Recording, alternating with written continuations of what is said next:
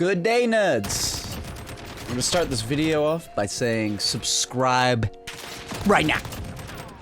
Subscribe right now with notifications on, or you'll never get better, and your 10-year-old neighbor kid is gonna make you look a fool, and your family will hate you, and your wife will leave you for the postman because you got a negative KD, and your dog is gonna run off with your credit card and sub to me, Nismospoolin, on Twitch for $24.99.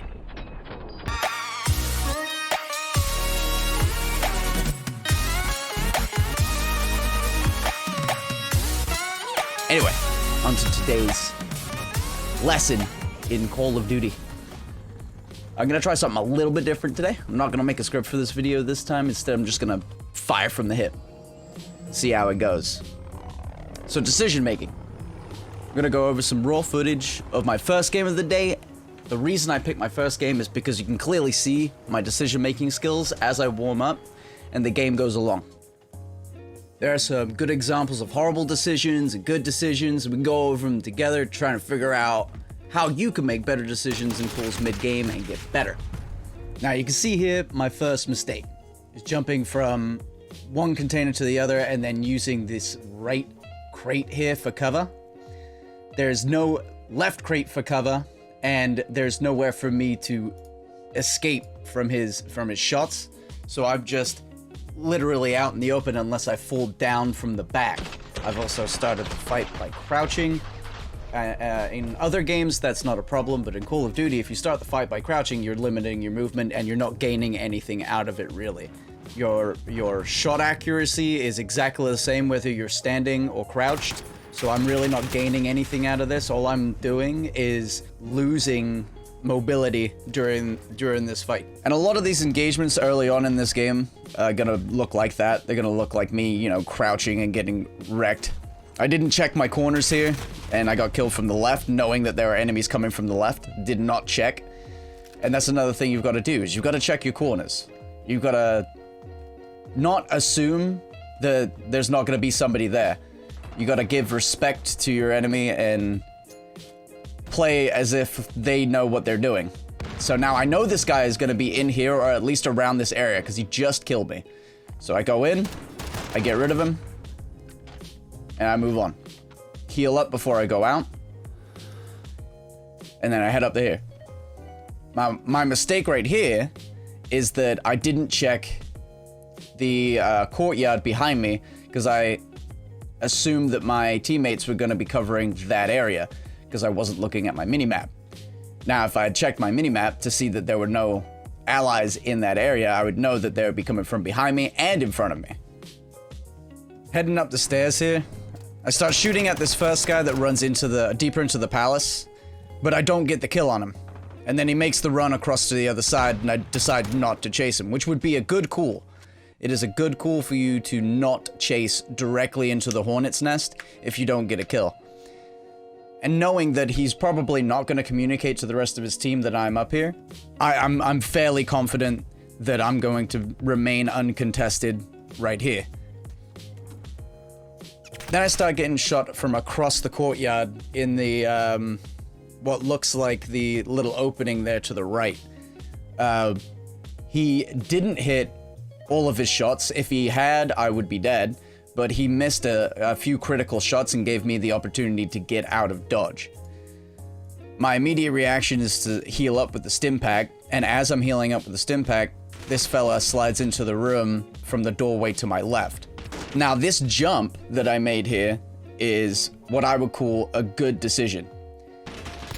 With crossplay turned on, there's a good possibility that this guy that slid into the room with me is a controller player, and it's a lot harder for a controller player to quickly change direction to look up.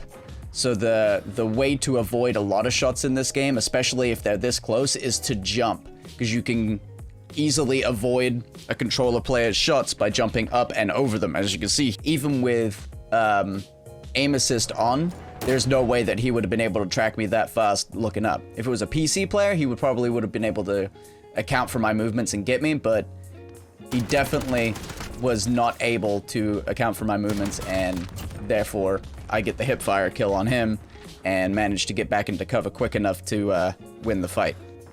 And from this point on, it's mostly okay decisions, you know, going up and down stairs, checking corners, looking to see where people are coming from, what people are doing, sitting in locations that aren't generally looked at immediately, not staying in the same spot for too long, things like that. That are giving me the advantage here over, you know, most other players that are going to be hanging around on this map. And if you're going to stay in the middle on this particular map, you want to move from side to side and doorway to doorway and check everything on the outside as you go along. Keep an eye on your compass to see where most of the enemies are and move around accordingly. Now, seeing as I have few allies, in fact, I only have one ally inside the palace with me at this time, I don't take any shots at that guy running across to my left. I keep myself quiet. I do have Ghost on, so I'm not able to be seen as easily on the enemy radars and stuff like that, so I'm just kind of sneaking about in here. I do hear people inside the palace with me, and I did want to get some mounted kills here, so that's why I'm mounted. But listening and determining where people are from audio cues in this game is pretty key. And I knew that there were at least two people upstairs with me at that point that were going to push me sooner or later. Now, at this point in the game, it's more and more people start to move into the palace, so it's a lot easier to confine myself to just the center of the map here without leaving and opening myself up to more points of fire. Or places where people could shoot at me from windows and things like that. I've got the maximum amount of cover in this building from kill streaks and other players and things like that. So it's a good decision for me to be in here. And it's also a good decision for me to, you know, run around and check the outside, make sure nobody's coming in. I've got a good amount of my allies in here with me, and I've got the VTOL jet outside clearing them out.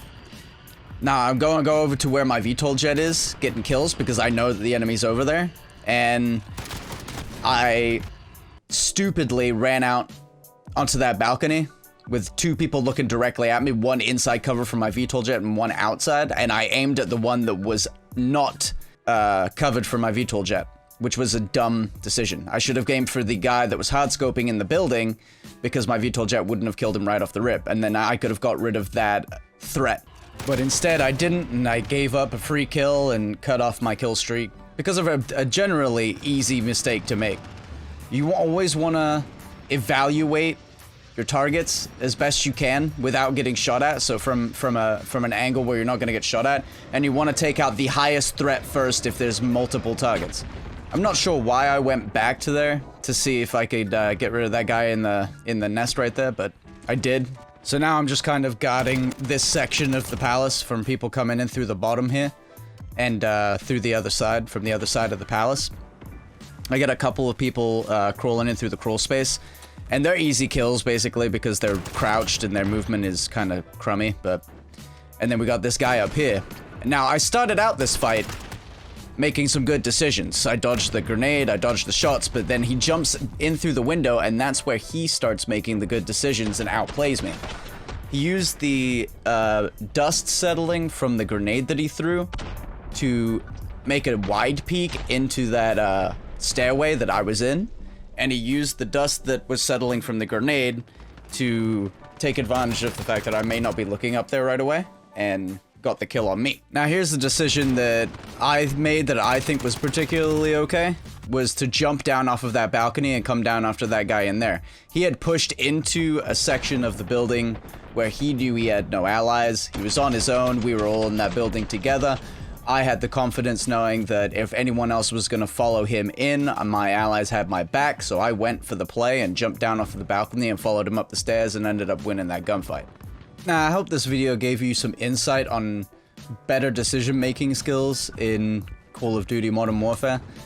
It's not all about winning every single gunfight and running in guns a-blazing without thinking about it. You gotta think more along the lines of playing a game of chess. Especially seeing as your teammates communicate with you very little, if at all, in this game. You've got to make sure that you're making the right decisions yourself. And in chess, you've got to make sure you make the right decisions yourself as well. You got to think a little bit ahead of the opponent. You've got to make sure that you're making moves that are not as predictable, and you've got to make sure that you're predicting their movements like you would expect they're predicting yours. Now, not all of your predictions are going to be right. Not all of your predictions are going to be true. You're going to go through this with accuracy through volume. The more predictions that you make, the more likely you are to get them right, and you're going to have to go from there. Unless you get a team that communicates with you well and gives you great information and tells you where people are, you're going to have to rely on your minimap, you're going to have to rely on your compass, you're going to have to rely on your own intuition and your own problem-solving skills to get through the game, top of the kill board, and with a victory. That being said, I hope you got something out of this video. Like, comment, subscribe with notifications turned on, and ta-ta for now.